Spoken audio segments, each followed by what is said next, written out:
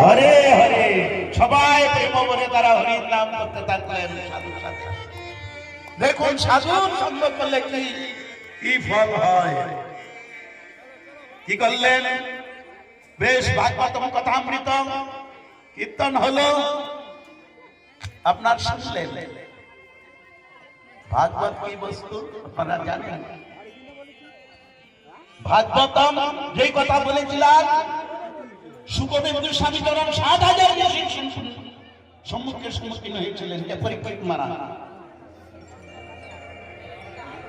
না ঋষিদের সমতম বিন্যাম, সেই ঋষি নয় যার আদায়কে মত প্রকাশিত হয়।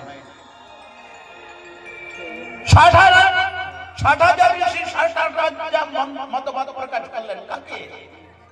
উত্তরানন্দ পরীক্ষিতকে। কেউ বললেন তুমি সাধনা করো, কেউ বললেন তুমি তপস্যা করো, কেউ বললেন তুমি জলের নিচে তপস্যা করো। তার মাত্র ৭ দিন। সপ্তম দিবস অভিসম্ভাবিতার মৃত্যু। ব্রহ্মশাপ কখনো এড়ানো যায় না। মহাশাপগ্রস্ত মহারাজ পরীক্ষিত অভিশপ্ত হয়ে তিনি বসেছেন ঋষিদের কাছে শরণাপন্ন হয়ে। কেউ সঠিক মত দিতে পারলেন না। তাদের মনোকল্পিত একটা মতবাদ প্রকাশ করলেন। এই জন্য জ্যোতিষীর মহারাজ বললেন, কি বললেন?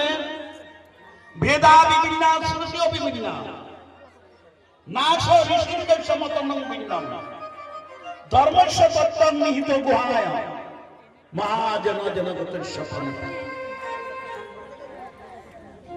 বেশদেবের কাছে শিক্ষা লাভ করে বেশনন্দন পরীক্ষিত সুখদেব গোস্বামী চরণ